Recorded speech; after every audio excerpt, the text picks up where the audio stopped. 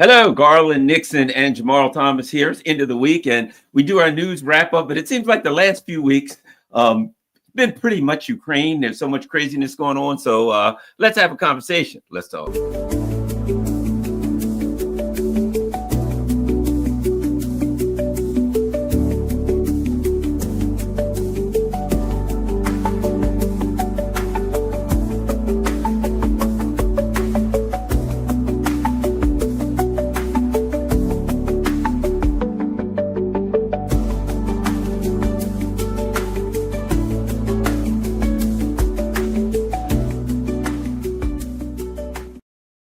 All right, all kinds of craziness going on with Ukraine, and Jamarl and I are here to set the record straight.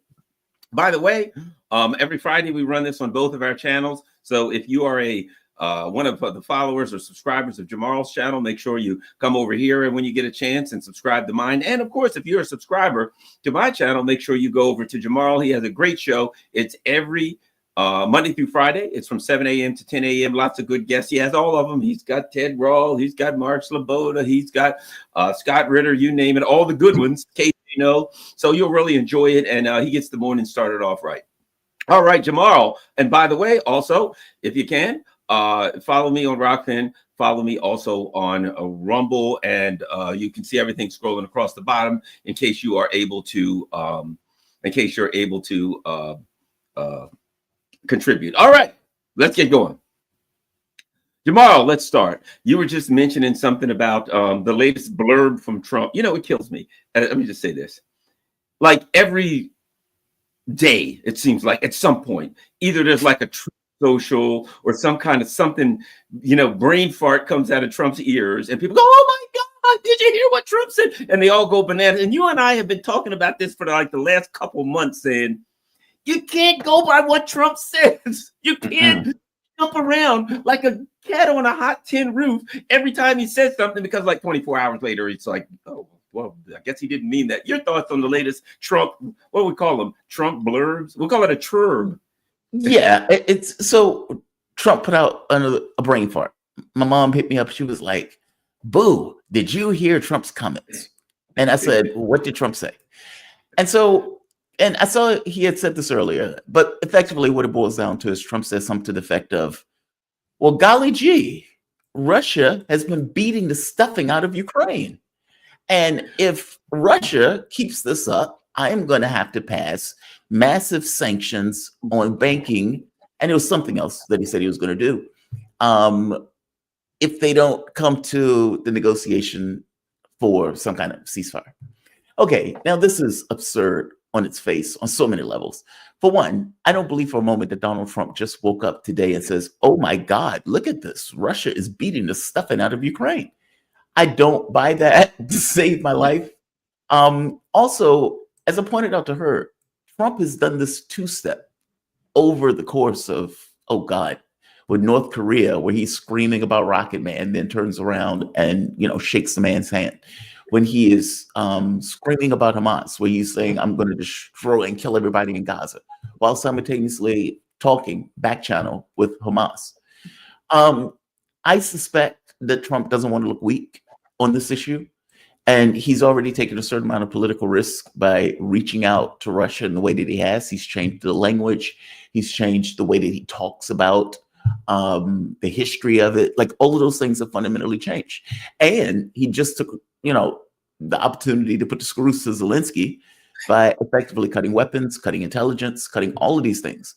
So, you know, I would imagine this is the other side of that, where he turns around and, oh, but I'm also still tough on Russia. Here, see, look at me, shake my fist at Russia, while simultaneously having meetings with Ukraine. I guess I look at it as a two-step. I mean, I care more about what Trump does. And up to this point, the things that he has done has been moving inexorably in a particular direction of, I'm trying to end this war. And so a random comment that seems to saber rattle, and every random blue moon he saber rattles anyway, not shocked, not blown away by it. I care more about action.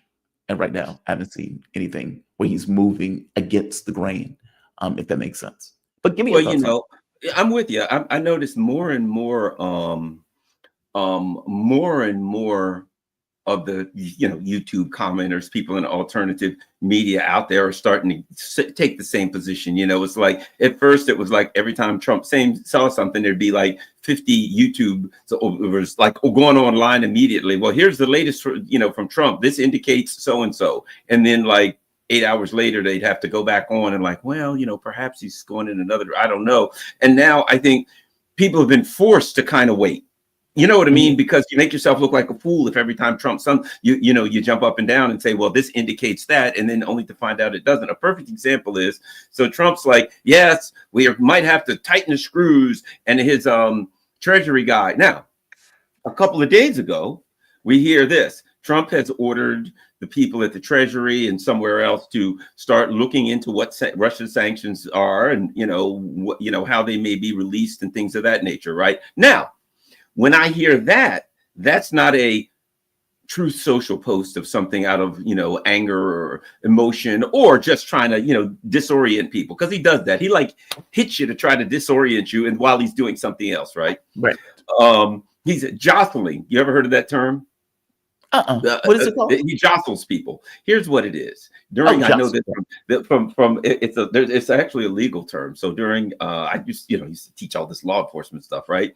And during the 1904 or something World's Fair, what the New York City police did, somewhere around that time, what they discovered was there were pickpockets, and it was a pair of people. And one guy was the jostler. He'd hit you, boom, and bump you. That whoa, and then this guy picks your pocket, right? Even when they saw him do it, they could arrest the pickpocket, but they couldn't arrest the guy because there's no law against bumping into someone. Even though neither was accomplice, there was no actual law to charge him with, right? So they went to the legislature, and they wrote this law called jostling.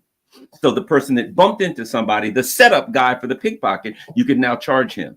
And that's a term that came into amongst the police and other people. And then throughout New York, it became jostling somebody, the setup guy, the guy who disorient you so somebody else can do something, or even so they can do something, right? That's what Trump does. He jostles people. He disorients you. He bumps you a little bit with something crazy. And while you're all focused over there, he does the opposite, or he does something different, right? So example, earlier in the week, you remember a lot of people were reading, there's Trump's going to say, he's ordered someone to look into the sanctions. Now that's an action that he's taken. People look at that and they're like, based on that action, he's thinking about letting go of sanctions. It's clear that's an action, right? Now, the next thing we get into this morning or yesterday is Trump saying I might have to tighten sanctions down on Russia. Well, that's just nothing. That's just him running off his mouth, because the action he has taken is to order people to start looking physically, legally, how they would relax the sanctions. So he said he's trending in the direction of relaxing the sanctions, and he makes a little something to throw us off balance or whatever. Okay. Now, I might have to tighten the screws on Russia, right? Here's an article. We're out of here if Ukraine doesn't want peace, Trump. Washington will cease all assistance to Kiev if the latter fails to demonstrate its commitment to reaching peace with Moscow, Trump has said. He also stated Russia's been more cooperative than Ukraine. That pissed off the neocons so bad. When it comes to potential settlement, I have to know that they want to settle the conflict, Trump said. Now, you notice interesting. He didn't say a ceasefire. He said they want to settle the conflict. That's very specific. Everybody's talking about ceasefire, right? He told journalists today, in response to a question about U.S. military aid to Kiev, the president said he did not currently know if Kiev is truly committed to peace. If they don't want to settle, we're out of there because we want them to settle. That's different than this discussion of some kind of a ceasefire, which we already know that the Russians will never take, and which, like Macron said something about a 30-day ceasefire, and then a green janitor boy runs up, yes, they're ready to do a 30-day ceasefire, that, which they knew the Russians wouldn't take. Trump's now, he ain't doing that. He's saying if they're willing to settle, if they don't want peace, what Alexander McCurry said 2 months ago, before he was even in, he's like, I think the Trump people will either try to get a deal, and if they can't, they'll walk away. And that's what Trump said. Literally, if they don't want to settle, we're out of there. And I've had that feeling for a while that might be his move. What do you think about that whole thing? Yeah, because invariably at some point, whatever Trump does, someone is going to have to sign on the dotted line for Ukraine saying, yes, I agree to end this conflict. Russia has said on more than one occasion, it is not want a ceasefire. It's not stopping. Either we settle this and we call it a day, or we just keep going up until the point where the Ukrainian military fundamentally collapses on the battlefield. So one or two things is true. Either Trump is going to have somebody in Ukraine that they can work with that's legit. Zelensky is not legit. No. And, I say that because, for one, they've gotten rid of all opposition political parties. They've gotten rid of all opposition media. Zelensky has blown off elections. Their elections were supposed to be a year ago, and he is still in charge. And the last thing you want is somebody signing on the dotted line, and then 2 years later, the new legitimate president comes in and says, that guy wasn't legit, so I don't have to follow anything in any contract that guy signed up to. So either Trump has somebody that needs work with internally in Ukraine that is a legitimate person who can sign on the dotted line, or he has to leave it. Because what else can you do? Like, you can browbeat, you can push, you can allow them to fall on the battlefield, but you still ultimately need somebody to sign and says, yes, we're ending the conflict. Because from America's point of view, we are not technically party to the conflict. So that's my take. I mean, I agree with you. At some point, they're going to collapse. And I guess the question is, I think part of the reason he's pushing so hard for them to sign the deal now is because he knows that they're collapsing. They can't keep this up for much longer. And the last thing that he wants, if they collapse on the battlefield, all chips are gone. There is nothing that Ukraine can do. Hell, that's nothing US can do in that context. All of the chips will be extinguished. At least that's what I see. Yeah, and here's the thing. If Trump gets a deal, I mean, he gets to brag. You know what I mean? He gets to bragging right. Hey, look what I did. I came in and I said I didn't and I didn't. So he, there's something, like I always say, everybody's looking at the situation, WIIFM, what's in it for me? Well, what's in it for Trump? If he gets a deal, he can go around and brag and say, well, I didn't have to walk away. I did it. I got it done. And I know he wants to do that because that's what he said he'd do. In a way, if he walks away, it's not, he wants to walk away and say it's not a loss. Now, here's the reality. It is a massive loss. You know what I mean? It is. It's a massive defeat. I mean, the US came in there and dragged Europe into this thing and set up this gigantic proxy army, right? And did full spectrum diplomatic, economic, every kind of attack you could think on Russia. And Russia kicked their ass and sent them home. I mean, let's be honest about it. They got they went to Russia's border. They were defeated. Trump wants to redefine that defeat as something else, as a victory. Well, we got money, we got something back. Oh, that was just Biden. He wants to and I don't blame him. I said when he came in, my position was his only real game is to blame Biden and walk away. Okay, look, we want peace. We don't really care if he blames Biden or not, walks away. It is what it is. The other part of it, I think, is, and this is important, you get your comments on this, the EU, for this reason. So the EU is saying, we'll fight on, and, even if America walks away, we'll fight on and we'll defeat Russia. Well, wait a minute. Let me see if I get this straight. You had maybe, the most powerful, now militarily, I think we got to call them at minimum the second most powerful, maybe third with China. But let's just say this. There's 3 superpowers in this world, and then the rest of them the rest of them aren't part of the conversation, right? China, Russia, and the United States. Those are the 3 world powers. Nobody else pretends you're part of the conversation because you're not, right? With the help of one of the other superpowers, you couldn't defeat them. You're not going to be able to defeat him if it walks away. You know what I mean? You couldn't defeat him with the U.S. Let's not pretend you can still fight on and defeat him if the U.S. walks away. So they're doing everything they can to hold on. They can't, here's something I thought of. The U.S. in a way can get away with this for this reason, because we completely changed administrations. So the new administration can come in and say, I'm completely different from those people. We're completely going in a different direction. They were lunatics. Yep. We're doing everything different. The administrations that have been changing in Europe have been pretty much the same. So they can't say we're going to do a 180. They can't really say that because they have, ideological continuity. So there's nobody for them to blame on it because they agree with the guy before. He can do that because he doesn't agree with the guy before. Your thoughts on the EU and the You're 1,000% correct. perplexing situation they find themselves in? Oh, you're 1,000% correct. I mean, because if you think about it, is there any situation that Joe Biden could have walked this back? Like, you know, they've called Putin everything but a child of God, right? They've said he's the devil. I looked into his eyes, he was a killer. All of this other stuff. He's trying to take over all of Europe. He, you know, give him energy, he'll take him out. You can't trust him for anything. How do you then turn around and say, okay, now we're going to walk this back and we're going to negotiate and we're going to, you can't, it's off the table. You've gone so far in that direction that there is literally no way that you can tack back with the language that you've effectively used, right? So the only way Trump does it is Trump says, I'm going to end the war. That was his campaign pledge. I'm going to end the war. The ideological position that he took on this is, I'm going to end it.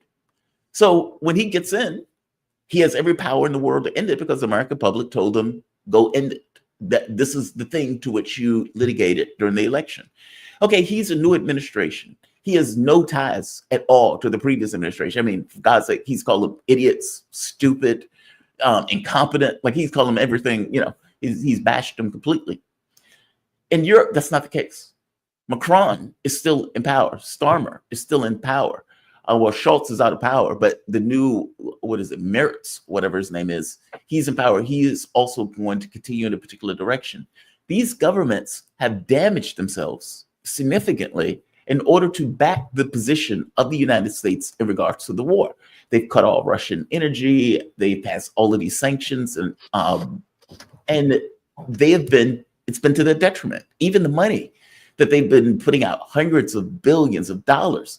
And this is them putting out all of this money while their own governments are already under economic stress and in debt. And so it's like your public knows that you've damaged them. They're aware that they're damaged as a result of this war. How do you back up from that? Like there's no room. You've staked the position out so far that how do you tack back after saying that Russia's trying to take over all of Europe? How do you do that? You know, you're absolutely right. You're 1,000% correct. Well, there's something else too. I think that there's a setup going on right now with the Trump team. They're supposed to meet with Ukraine on March 11th in Riyadh, right? Okay. Yep. And Trump said, hey, if they don't want to settle, now before he says, you know, if they don't want peace, he was, you know, ceasefire or something. He's real clear. If they don't want to settle this thing, they don't want to end this thing, we're out. We're done. We're finished. Right. Okay. I think that losers. Yeah. Exactly. Yeah, exactly. I think that the setup is this. They're going to go in there. They already know. If we know what the Ukrainians are going to say, I suspect they know. I'll put it like this.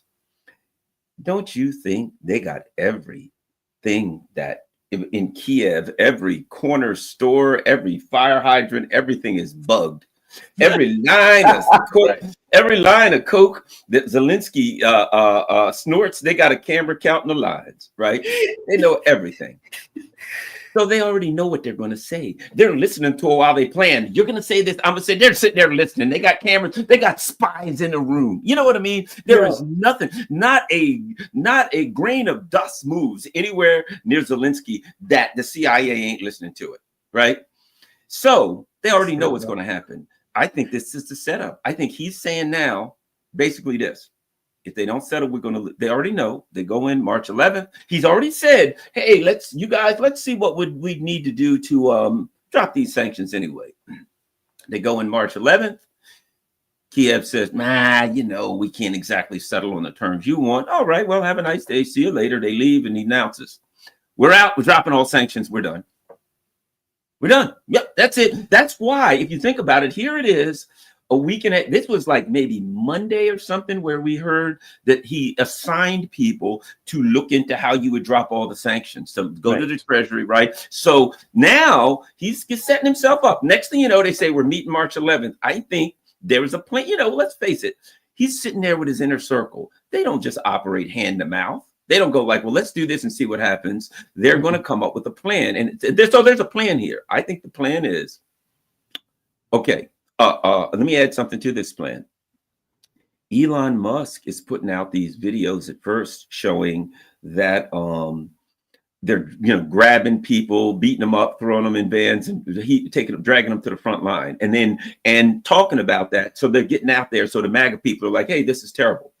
Yeah. Elon Musk then starts releasing all of these videos and tweeting all these videos that says, Chris Murphy, did you see that? Chris Murphy's admitting that we were that the Maidan coup couldn't have happened with us. So they're showing that this is a bad situation. They're beating up their people. It's basically a giant prison camp that masquerading as a country. Oh, we were the ones that overthrew the government. See, all these things are setting up, priming it. So what happens? By the time March 11th gets here, the whole MAGA world and everybody who voted or supported Trump or supports peace are saying, yeah, man, they're doing bad things and we were involved in it. We need to get out of here anyway. So they set it up so that by the time March 11 gets here, everybody's primed for it.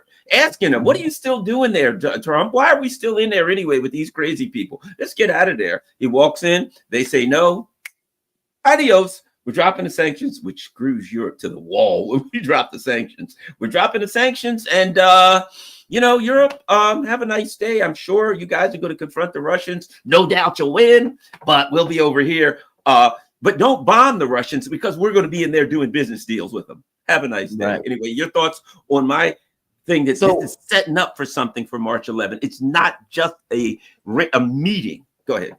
Well, I don't think it's just MAGA. I think it's America in general. I mean, like, CNN had a recent poll where they asked people whether or not they thought Russia was an enemy. And the numbers flipped on its head. What's wild about that is if you remember with Obama and gay marriage, where when Obama, they asked African Americans, what's their take? And initially African Americans was against gay marriage. Then after Joe Biden pointed out that Obama was for it, all of a sudden, almost overnight, African Americans were like, oh, well, gay marriage, we're always for it. It's no issue. Right. This is fantastic. I'd be gay myself if I could, it was like immediately, just overnight, it flipped. It looks like Donald Trump also has that capability in regards to moving the needle in a particular direction. It says America, who said Russia's an enemy, asked if Russia's an enemy, unfriendly, or an ally. 64% in 2023 apparently said they were an enemy. Now 34%. That number flipped on its head. And so when they're putting this stuff out, there's messaging that is coming out of Trump that is sophisticated, that is coherent, that regardless of what Trump, he may be over the place, but for the most part, the messaging that's coming out of the administration is consistent. Witkoff, Kellogg, Rubio, Gabbard, RFK, even Lindsey Graham, of all people, like all of these people have effectively toed Donald Trump's line on this issue. And as he has been more brutal towards Zelensky, so have they. Yeah. And it seems like it is impacting the way the American public is looking at this particular issue. And so I agree with you. I do think, look, Trump has already said Russia's not going to take a ceasefire. So a ceasefire is not really something that they can really get. So they're going to have to settle the conflict. One of the things my guest pointed out today was that Trump needs somebody on the inside. And maybe this meeting, because my first question was, why the hell is he meeting Ukraine? Like, isn't that weird? Like, is it just me? Yeah. Like, it's very strange. Like, we are in communication with Ukraine constantly. Ukraine is the country we've been getting all of the weapons, the money, and all of this other stuff too. Joe Biden has been arm in arm with Ukraine all the way through. He can pick up the phone and talk to Zelensky. Zelensky is the ruler of that country. Why do you need a summit with Ukraine? That's super bizarre. Now, I guess the first question is, Zelensky is not going to be at that summit. That's going to be some kind of representative, probably Yermak or something. And is this a dress rehearsal to try to find somebody who is willing to play ball other than Zelensky? Now, they've already pointed out that Trump has been in back channel communications with various people in Ukraine, but those people are nuts. Timoshenko, Poroshenko, those people are lunatics. And so, But the one Timoshenko, I'll say this: she has a history of being friendly with the Russians, of getting deals with the Russians. But as you know, in Ukraine, that can get you killed. Yes, that's the only problem. That get you killed in Kiev. Yeah, and that was the belief that with Zelensky, right? That if Zelensky take a tack that's different than the tack he's taking now, he will find himself in a grave. I don't know how that's going to work. I just thought this conference was bizarre. I did not understand why they were effectively having this conference. The other thought was, okay, are they having this conference because it's like, okay, Zelensky, we had our conference with the Russians, and so we'll have a conference with you to make you feel better too. Oh, aren't you nice? Aren't you? Oh, aren't you so excited? Aren't you excited?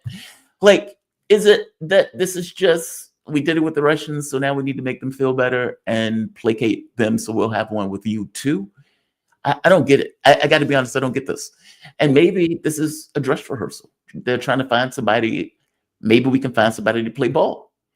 And if you hear the communique at the end of it, what is that communique going to say? We found agreement. Because the agreement would be, we're trying to end the war. What's the agreement? Well, I'll say this, knowing how the intelligence works, before the people who are going to be that they're going to be negotiating with or talking with, I will guarantee you this: everything they've done, every phone they got, every email they have, every text they sent has been bugged.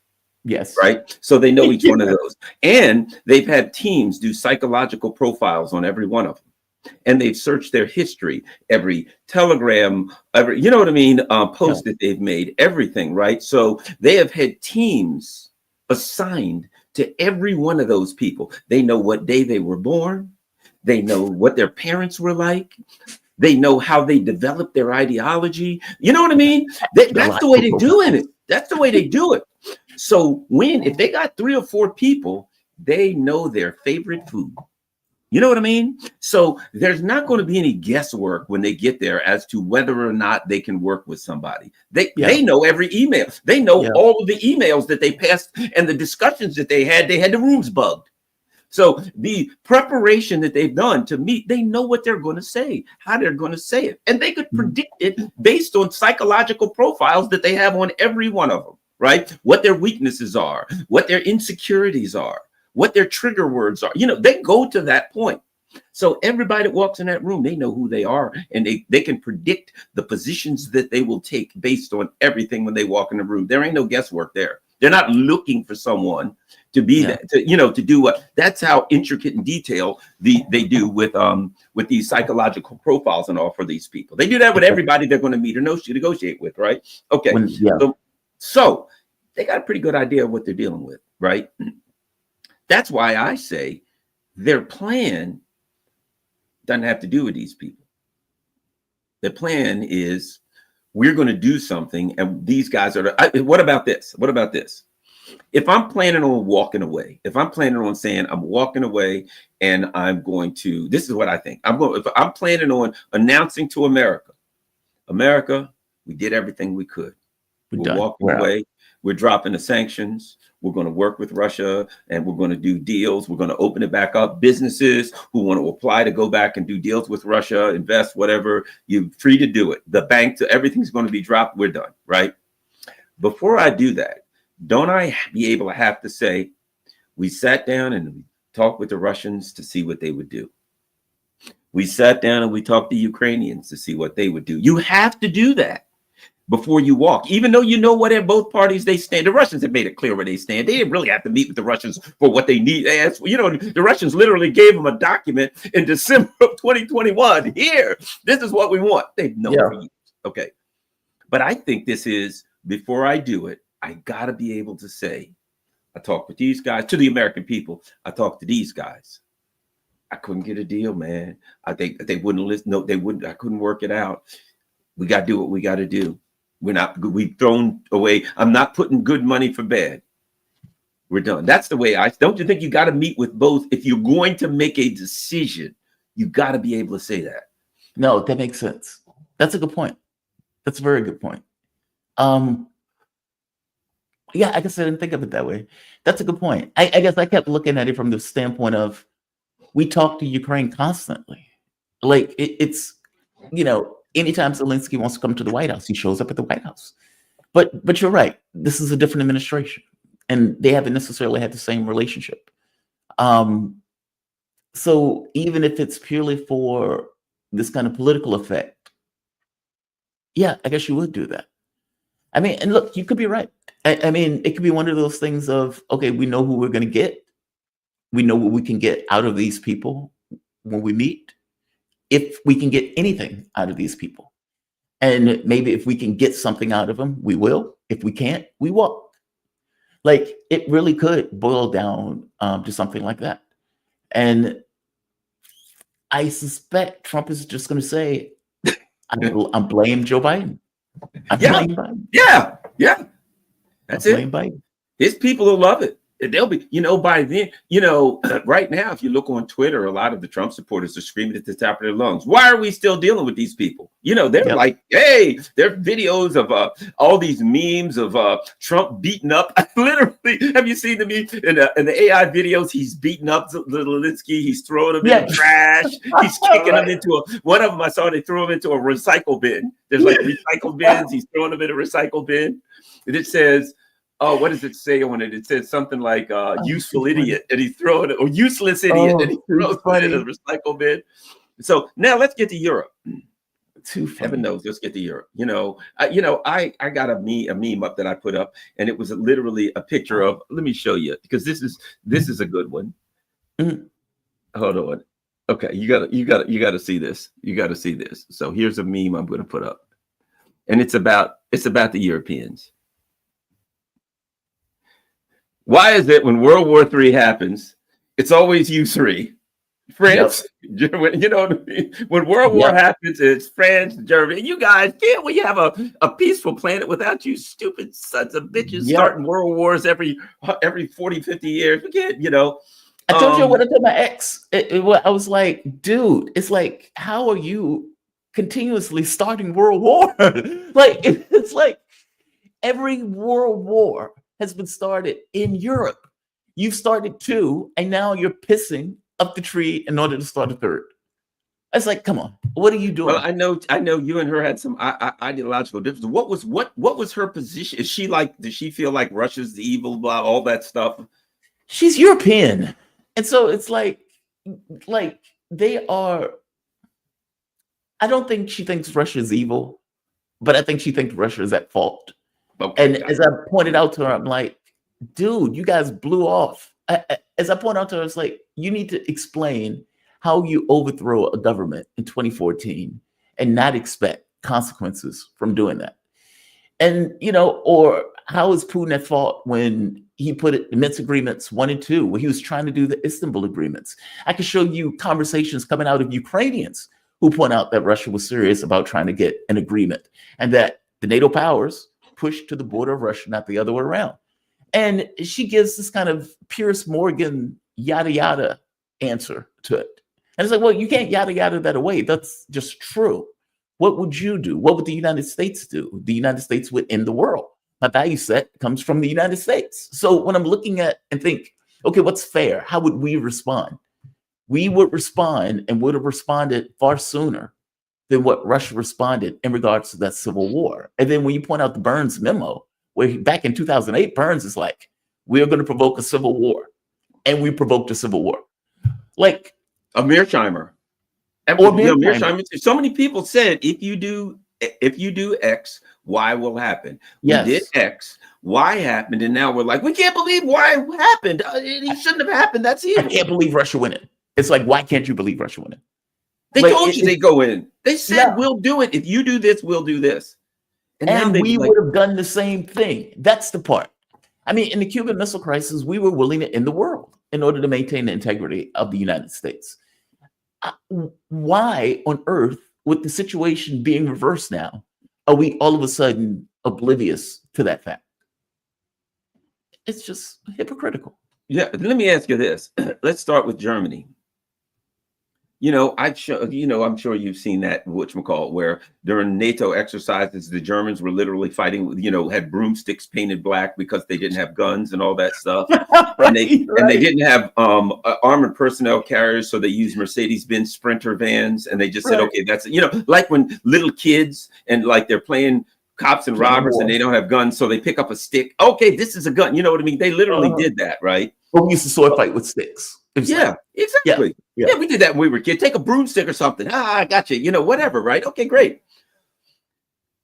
And Mertz is talking, how do you talk as though you have the ability to, quote, stand up to Russia, to fight Russia? They talk as though they have the ability to do it. And they're having a conversation like they're realistic, competent people. Well, we'll do this. And then they say, and we'll come up with 800 and some billion. You're going broke. You don't have any money. You don't have anything to fight with. You know what I mean? I remember this guy I knew when I was growing up, and the type that let's be honest, back in the day, we just call him a shit talker. The kind of person, like I had a buddy and he worked on cars, right? And every time he's, yeah, man, let me tell you something, man, Garland, I'm getting ready to open a shop. Me and my buddy going to open a shop, man, and we're going to fix cars. And I'm like thinking to myself, he's a good mechanic. He ain't opening no shop. But every time you saw him, this big talk of we're going to open a shop and we're going to do this. I'm going to get this kind of car. He always had big talk about what he was doing, but you just knew he wasn't really good. He had a beer in his head. Yeah, man, let me tell you, and you're like, yeah. And he was a cool guy. You just knew he was a shit talker, right? And that's all we got now. I'm going to open a shop. That's Mertz. That's France. I'm going to put my nuclear umbrella under nuclear umbrella. Dude, look at what Russia has. They got more nukes than we do. You got effectively a broomstick. When it comes to nukes against Russia, effectively you have a sharpened broomstick. And they're like, I may have to put the entire French nuclear umbrella over Europe. Yeah, that ain't going to amount them up. Yeah. Are they going to get to a point where if Trump says, I'm out of here, that they're just going to go, crap, I guess the cat's out of the bag, I guess. Are they going to get to that point? And do you think Trump, when he does that, is going to have to stomp them? Do you think when Trump does that, he's going to have to say, guys, turn down the volume, or I'm putting 50% tariffs on you, and that's going to shut down all your economies. Oh, and by the way, no more LNG. You're getting most of your LNG. You're getting a lot of it from us now. Not one drip. I will turn the ships around and I'll put 50% tariffs on everything, and no European cars, not Mercedes, not Land Rover, nothing. I will put 100% tariffs on them, so none of them will sell. Either you acquiesce or I'm going to drive your economies. And how long will that happen? Your stock markets will crash overnight. So you make a decision. You got 1 minute. Their economy is already trash. I mean, like, let's be very honest. Like, the Russian economy, with everything that they did to it, it moved up to like the number 5th spot in the economy list. I think it's 4 now. GDP. I think it's 4 now. 4. Yeah. Ahead of Japan, ahead of Germany. Germany, its economy took a massive hit. I mean, like, it's hard to get across how Europe has been deindustrializing itself. The moment that the price of energy goes up, the price of everything goes up. If you are doing toilet paper, it costs energy to do it. It costs energy to transport it. Everything gets more expensive. Europe, energy is already expensive in Europe. And so companies that used to be able to operate under this kind of margin associated with this kind of consistent product, now all of a sudden is paying 5 times more, and they can't afford to pay 5 times more. And so the European economies were already taking a hit. So this idea that they're going to come up with $680 billion, good luck with that. Good luck with that. Where are you getting it from? Which government is going to put it in? They couldn't even put in the percentage that they were supposed to put in for NATO. How are you getting all of a sudden 680 billion euros? You're just conjuring that money from where? And then are those countries really going to be willing to destroy their welfare state in order to do that? Maybe. I'm skeptical that that's going to effectively take place. The German economy went belly up as a direct result of the money that they were effectively putting out for Ukraine. France is already, I'm not going to call them bankrupt, but let's be honest, all of these countries are in debt. And so I don't know how they're going to pull this rearmament off. Also, if you remember, Russia was outproducing 10-1 in regards to equipment, hardware, bullets, missiles, artillery, etc., over all of Europe. So even with that, how do you like? You're talking about something that's going to take decades in order to even try to cobble your way in a direction of trying to compete as a peer competitor in the space. This is not something you can do overnight. Ursula von der Leyen, in the speech that she recently gave, when she made that 680 billion euro pronouncement, at the very end of that statement, she says, "And give the weapons over to Ukraine." And I've thought to myself, okay, you're an idiot. Dude, like, you're talking about a rebuilding plan that's going to take 10 to 15 years, and you're still acting as if the Ukraine war is still going to be going on 10 to 15 years. These guys are on their last legs now. It makes no sense. And then agreed with Macron. This war speech that Macron gave, the French loses every war that they're in. It's one thing if they're fighting an African colony, and even then, it may be an even thing. You're talking about peer competitors where Russia, China, the US, they don't match. They're not a modern military in the sense of the way that you think of the main modern militaries in regards to the superpowers. They're third-rate military, just like Britain is a third-rate military. All of these are third-rate militaries. None of these guys can fight the Russians in real terms, which is the reason why they've been begging the US to be a backstop. If they could avoid the US being a backstop, they would have avoided the US being a backstop. They can't. They'd lose, and they know it. And so I don't get this tough talk. I mean, the woman from Estonia, like the mighty Estonian military, like people are terrified of the mighty Estonian military, the three of them and a dinghy that they basically have as their military. Nobody is afraid of these guys. Again, short of, an African, Timbuktu may be terrified of France. Nobody else is. Nobody else is. Look, the African colonies kicked French out. Yes. And the French had to leave. They couldn't fight them. They're like, hey, little poor African countries that they were only poor because they've been robbed by now they got gold and uranium. They'll probably do okay. But they told the French, you got to go. And the French had to go. They couldn't fight. He left. Chad, whatever you got ran out by Chad. Yep. You couldn't stand up to the Chad military, And if you remember, like the three countries all together said, was it Mali, Chad, and Burkina Faso? And they said, and the French were like, well, we're going to take military action. And they said, well, if you do, we'll all fight together. And actually, it was Niger. It was Niger. That's what I'm thinking. Yeah. It wasn't Burkina Faso also. Yeah. And they're like, well, we'll all fight together. And the French were like, crap, I guess we'll have to leave. We can't fight all three of them together. They got nothing. And they've been demilitarized. The other part of it is I think, is it the UK has either 40 or 60 tanks? Oh, no, or what is it? Germany has 40 or 60 tanks left. They've sent everything to Ukraine. Yes. And it's all been blown to smithereens. What little they had. Go ahead. Oh, I'm sorry. No, go ahead. Well, I was going to say, that's the other thing. Donald Trump came out recently and said, hey, countries who are not paying their way in NATO, maybe we don't defend you if anything pop off. And maybe we even change our defensive arrangements in Europe, depending upon the states that effectively pay the whatever percentage that he wants them to pay for NATO. And when you said that, it brought to mind this notion. It comes across as if, look, I know that the US was using NATO as a power projection device in Europe. By the same token, though, it looks like Trump may be slightly annoyed by what seems as if they're entirely just dependent upon us.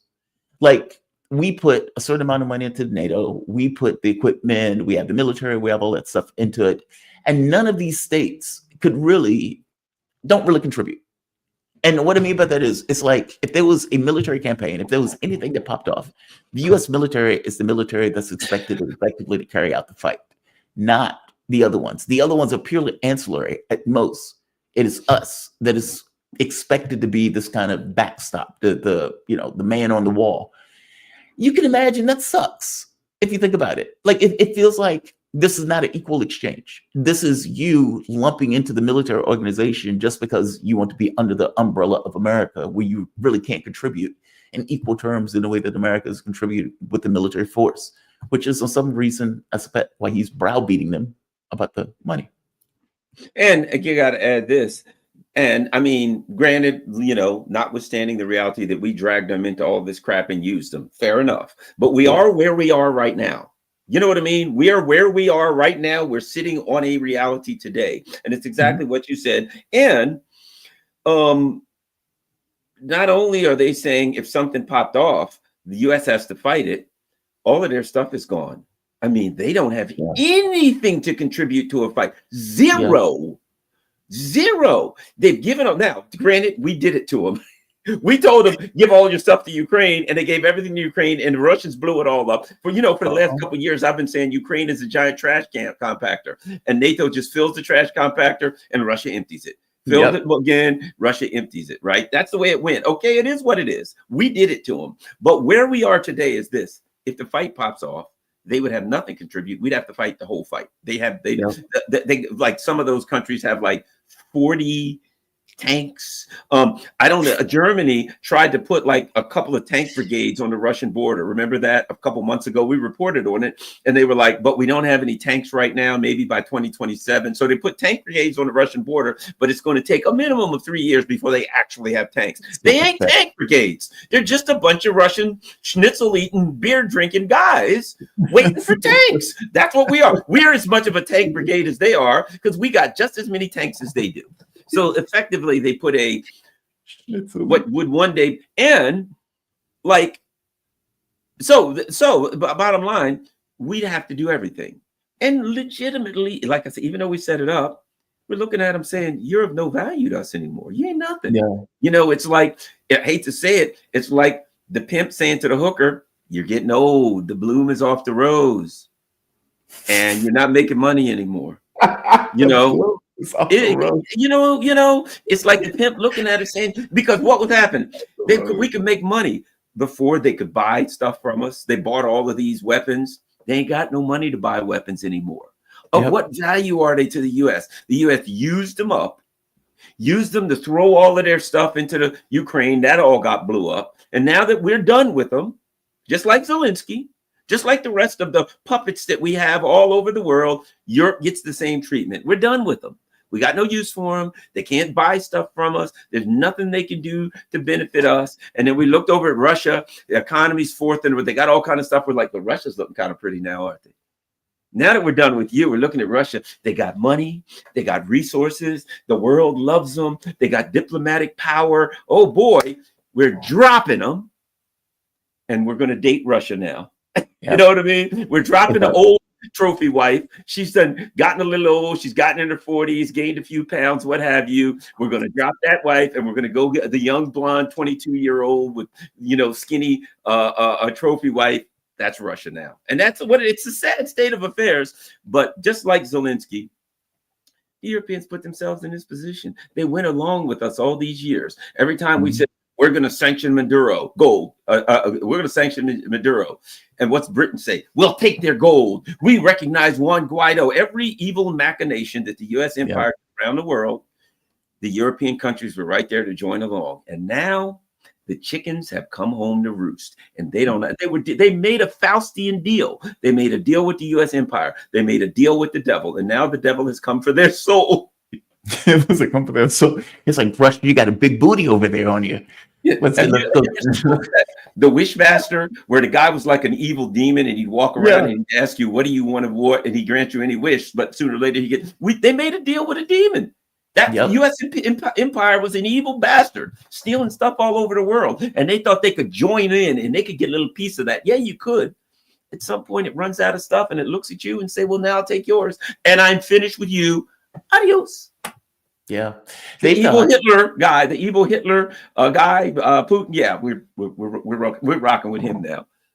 They thought that they can remain masters of the world by lumping in with the United States. It's almost like the white world, the 14-15%, where they can remain in charge because they're lumping in with the United States. And fair enough, that worked for a while. I mean, when you want to take down Libya, fair enough. If you want to go after Iraq, again, fair enough. But like you pointed out, at a certain point, the U.S. thinks to itself, all right, we've had, 70 years of NATO? And within 3 years, all the equipment was blown to hell. And so what is the point of Europe in this situation where within 3 years, all of this stuff is like 20 different countries versus one, and they lose. Yeah, I would imagine, if Trump is looking at this, he's thinking to himself, okay, what is the point of this? This is not a military thing. Europe needs to be able to take care of itself. Why are we doing this? We have other concerns around the globe. We're looking at China, for example, as one of the main concerns. No, and blew up their pipelines on top. So they're now buying more in oil or gas, LNG, I suppose, from us than what they were buying before at a much higher markup. Like, this has not been Europe's betterment.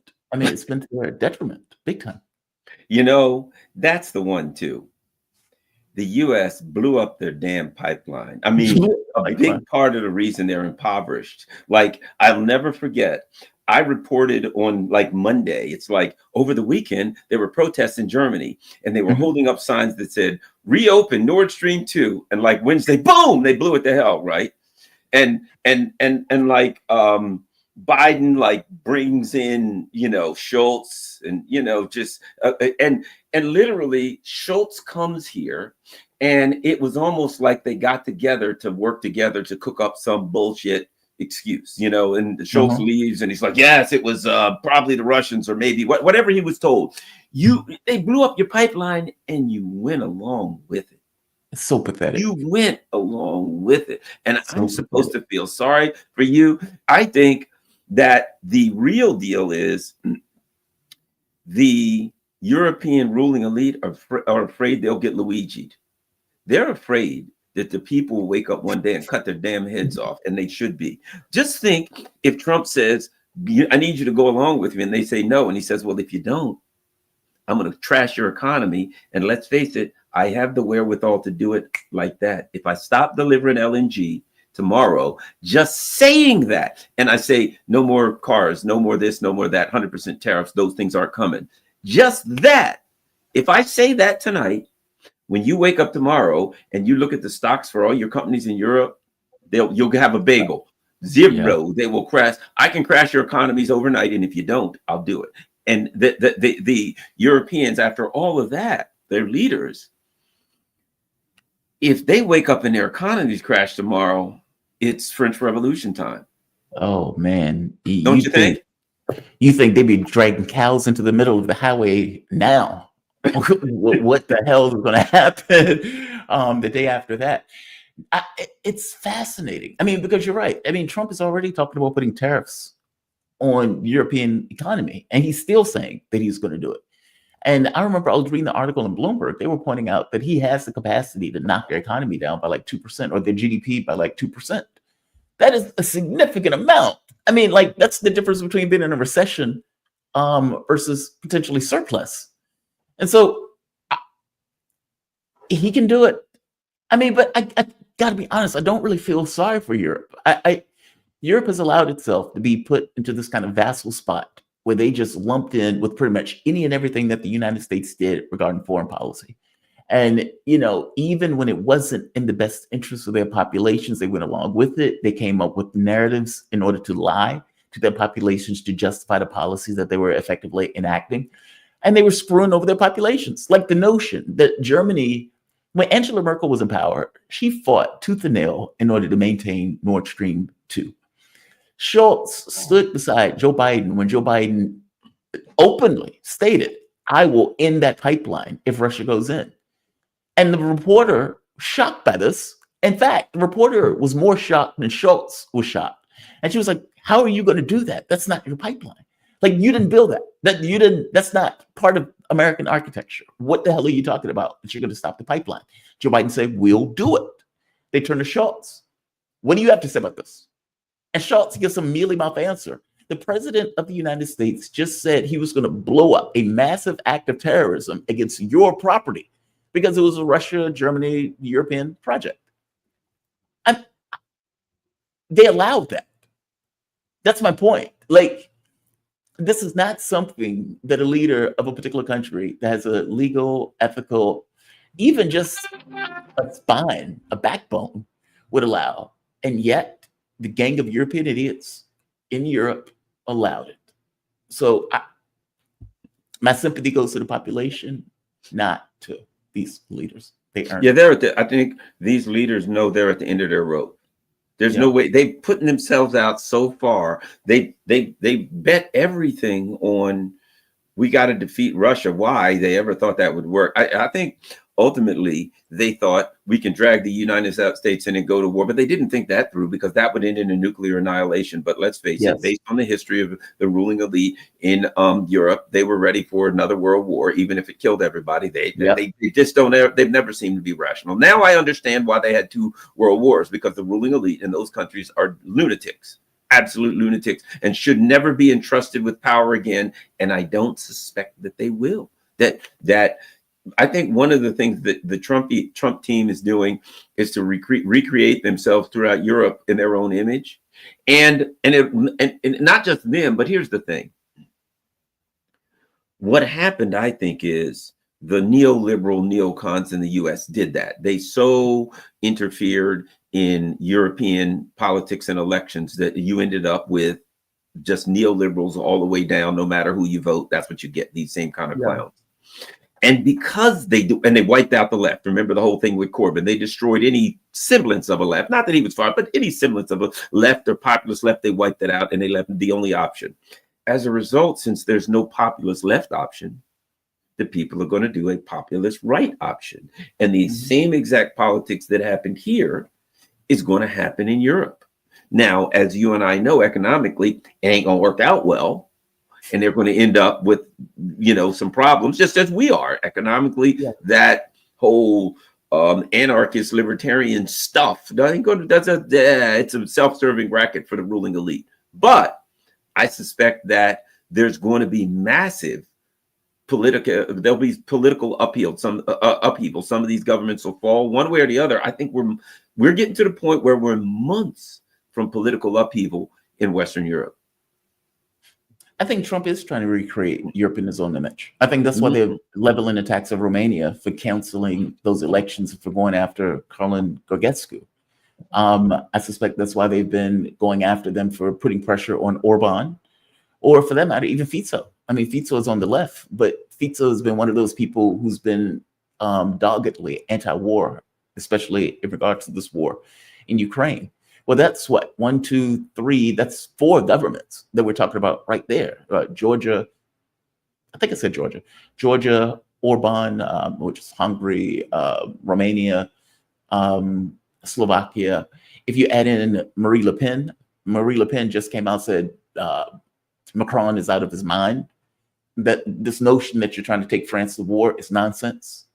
She pretty much scuttled it right off the bat. Marie Le Pen most likely will win in 2027, regardless of what they try to do to keep her out. And even in Germany, if you're looking at the ADF, Alternative for Deutschland, ADP, I always get the ADF, Alternative for AFP. AFD, I'm sorry, Jesus Christ. Yeah. Alternative for Deutschland. Even them, they came in second place. Okay, so the notion that this quote unquote Nazi party came in second place is astonishing.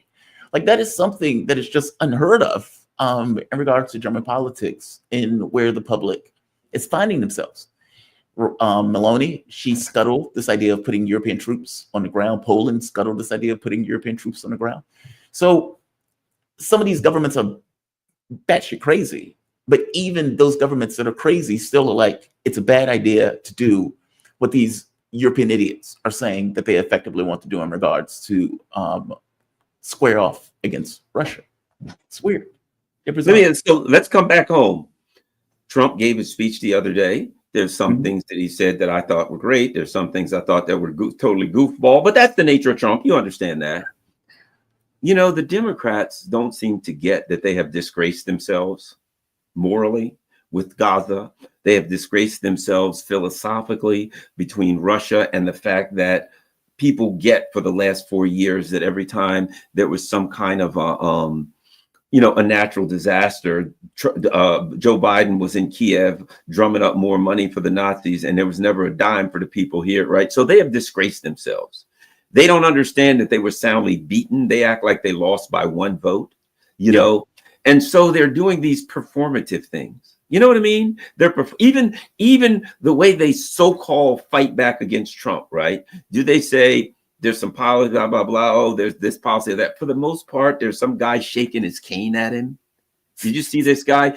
And I thought that's like the old man where like they throw their frisbee over the fence and he shakes his cane. If this frisbee Get comes off my yard again, you're not going to give it back to you. You know what I mean? And he gives the kids his frisbee back. An old man shaking his cane at Trump.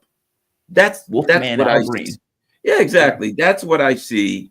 The Democrats, and it's like, and the big thing they're pissed off at Trump is, at this latest discussion, whatever he had, State of the Union, whatever you want to call it, is because he wants to stop a war. Now, that's what really pissed him off. He wants to stop giving billions away to the Nazis in Ukraine. They have disgraced themselves, and they don't understand that they don't have a moral or intellectual founding. They're morally and intellectually bankrupt, and they don't know it. I don't know why they don't know it, but I agree with you. I mean, Joe Biden started off his term failing in Afghanistan miserably. Later on in the term, he ends up backing a genocide where he's paying 70 to 80% of what is effectively ethnic cleansing of Gaza and even the West Bank, because Israel effectively spread to the West Bank. Joe Biden not just didn't do anything about it, continued to give them weapons. As they fundamentally destroyed 80 to 90% of the living dwellings in Gaza, not to mention recklessly, flagrantly murdered women, children, babies, anything that effectively moved. And Joe Biden stood by them as they did it and defended them as they did it and ran an election, meeting with Kamala Harris being his heir apparent in this situation, also backing and not deviating one iota from what Joe Biden was doing. Wouldn't even allow a Palestinian on stage because the very act of bringing up the fact that Joe Biden was committing a genocide was an impeachment of the Democratic Party itself. The entire party defended him on that policy. For whatever reason, a genocide wasn't a red line. And now you get to a situation where they were bringing the world to the brink of a third world war. They had no backing out of it. They kept going forward. They kept escalating, even to the point of firing missiles into Russia, even to the point of backing a policy of invading Russia in the Kursk region. All of this stuff is red lines. He kept going. And so that's the party. And now when Trump says, I want to end the war, they say, oh, that's outrageous. What do you mean you're trying to end the war? What do you mean? How dare you end the war? And you even get somebody like Bernie Sanders, who I have said has lost the effing plot, out there screaming and screeching at the top of his lungs that Ukraine is a democracy, Zelensky is Winston Churchill, and Donald Trump is outrageous for trying to end the war. They've lost their minds. Like they have legit lost the plot. Like, it's one thing to say, I'm going to go after Donald Trump on the things that he's doing domestically that I think are egregious. Fair enough. I would agree with you on those things. It is another thing to say any and everything that Donald Trump does is bad by definition. And so even if he's trying to end a conflict where 1 million people have effectively been broken, killed, or for that matter, permanently disfigured and maimed, that's also bad. That's a good thing. Usually, it used to be considered a good thing. Do you think all of this is just boils down to Trump? Like that Trump is touching it, and because Trump is touching it, it is by definition a bad thing? There's some of that with some of them, but also look, this is the party of John Bolton and Dick Cheney. This is a party that has in fact aligned itself with the neocons. So anything that Trump does that the neocons don't like, they're going to push back or against it. So that means it's a very pro-war party. And like I keep saying, you can't be the party of people unless you're the people, of the masses, of the working class, unless you're the party of peace. And they ain't the party of peace. And Trump's not the guy of peace, but in this instance, compared to them, he sure is. And here's the bad thing. He's using that rhetoric. I want peace.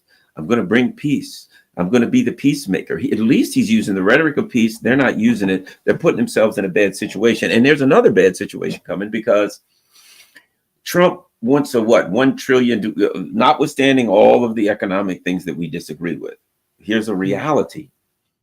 He's pushing for a $1 trillion tax cut for the middle class, which will include no tax on tips, no tax on overtime. That comes up to like 500 billion, and no tax on Social Security. Right. That's 500 billion. That's a $1 trillion tax cut, every dime of it going to the working class or the middle class, right? What are the Democrats going to do in the Senate? You know, it's going to pass the House. The House is going to vote for it. When it gets to the Senate, what are the Democrats going to do? Trump's doing it. Are they going to stand up and say, no, no, no? We, after all of this, we can't support a tax cut for people that vote all the time? Now, I have to say this to the Democrats. You got to vote for that. You know, I would say this to any Democrat. You got to vote for that. I mean, that's a tax cut that's going to actually, and money in the hands, face it, people who work for tips spend it all. See, tax cuts for the rich, they just hoard it or buy them more stocks or whatever. In a bank account. Who work for tips, people who work for overtime, people, 20 million of the 40 million people on Social Security, that's the only money they got, right? Yep. Every dime of that money will go right into the economy. In fact, it will be something that will be economically stimulative because every dime of it will be spent by the people who make it. Right. So he puts them in a really bad situation where if they just say, we hate Trump, so we're voting against it. But meanwhile, all these people on Social Security will be going, well, I hate Trump too. But you can give me extra $300, $400, $500 or more a month. I got to take that, bruh. I got to take that. And if that passes and they see that money in their pocket, midterms, the Democrats are toast. So that, politically speaking, they're they're doing this performative stuff. They came in with the blue and yellow ties on. Did you see that? All of them had they had a blue and yellow thing, all of this stuff. And if Trump ends it, Crane's done. That's over. What are you going to do? Let's say it's over. Are you going to keep going all the way to the midterms to say, no, we've got to go back and restart that war? You can't do it. It's over. We walked away. We need to restart it. Let's go back to Russia's border and fight them some more. It's over. You're not refiring that back up. They're not going back in. So how long do you ride that horse? They're in trouble. The Democratic Party is in deep and serious political trouble by their own hand. Yeah. I mean, CNN, I've been fascinated with some of the polling CNN has been doing recently. And I think they've been shocked by their own polling results in many respects. Joe Biden had a negative 22 on the issue of Ukraine. Trump has an issue of positive 2 on that issue. That is a 24-point jump from one person or one administration to the other on the exact same issue.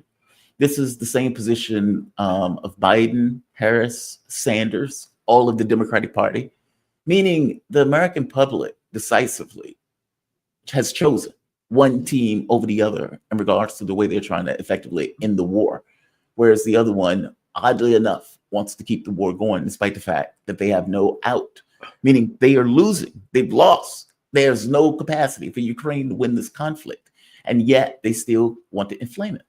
On the other front, I think you're right.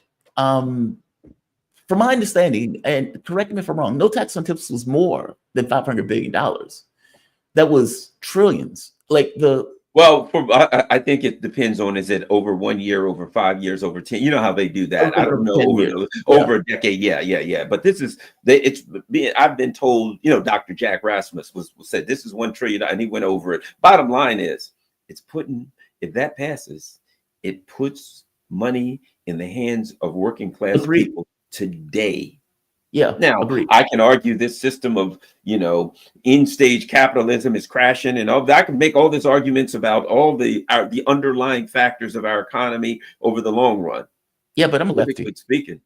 Yeah, I want money in people's pockets today. Especially, yeah, exactly. And that will have a political effect.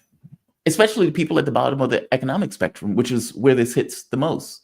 I mean, if you're a waiter and you make $2.50 an hour and you get, let's say, $50,000 a year when you include your tips.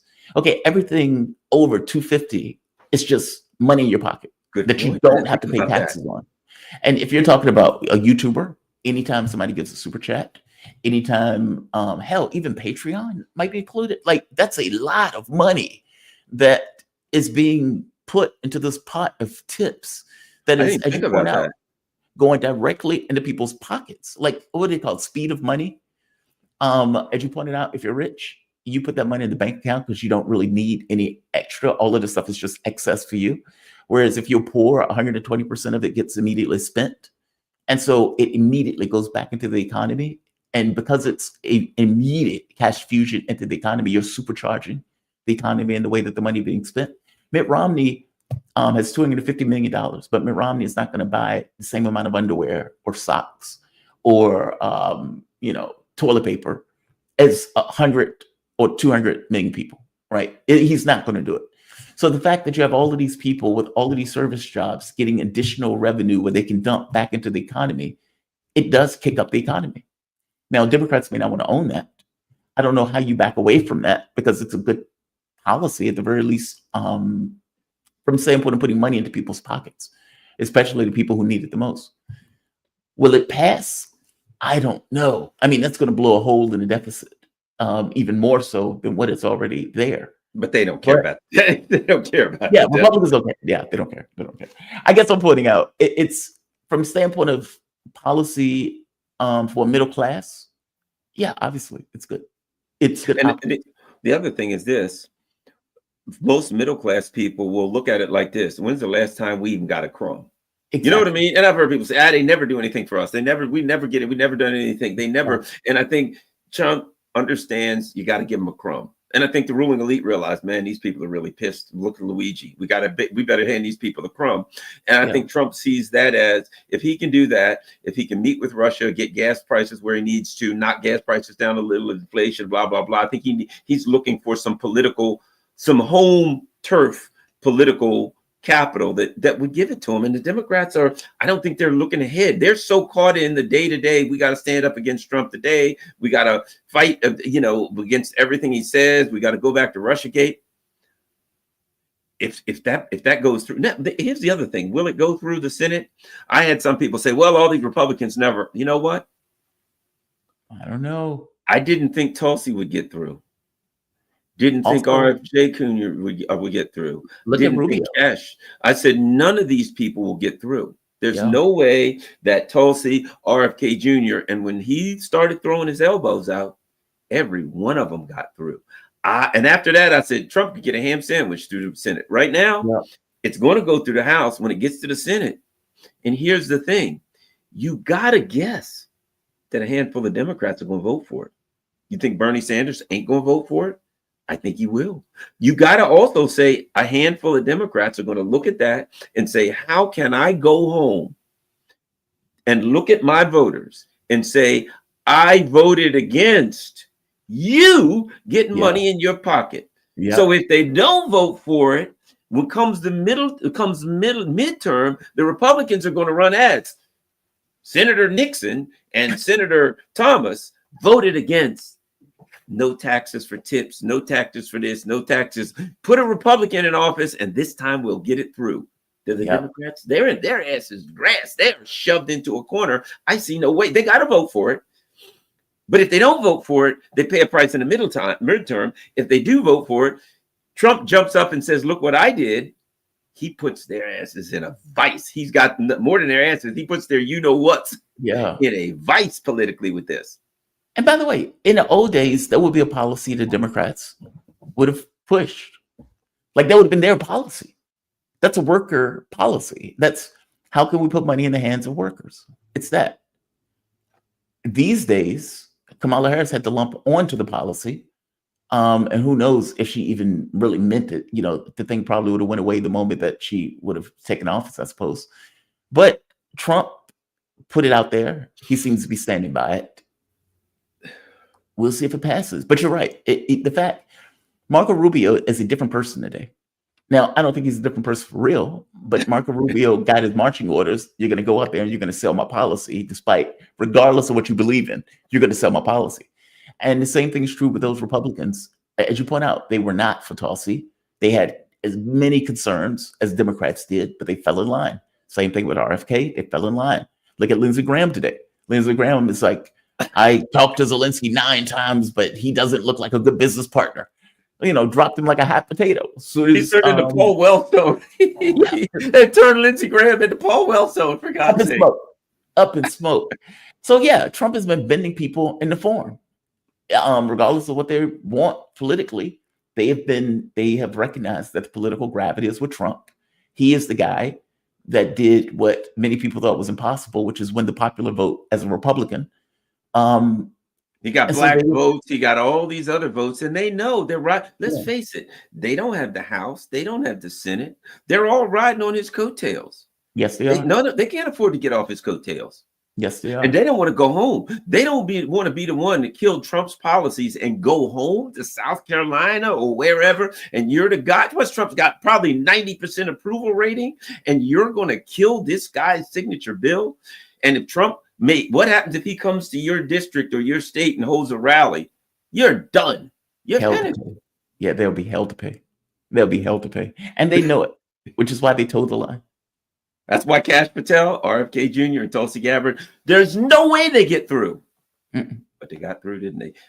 Jamarl Thomas, everybody. So just so you know, we're running this on both of our channels. So if you're on Jamarl Thomas's channel and you are not a member of my channel, make sure you come over and you subscribe. If you're a member of my channel and you're not on Jamarl's channel, Jamarl every morning from 7 a.m. to 10 a.m. has the best morning show on YouTube. I'm telling you that right now. It is the best on YouTube. I watch it every morning. You got to go subscribe to his channel, and you got to be there every morning from 7 a.m. to 10 a.m. If you like my channel, if you like the kind of guests and the people I have, very, very similar kind of stuff. So make sure you check it out. Also, follow me on Rockfin and follow me on Rumble, just in case the unthinkable happens, or even if it doesn't, you might want other options. And if you can afford to, buy me a coffee, Patreon, PayPal, that kind of stuff. It's all scrolling across the bottom. Same with where can they contribute to your channel?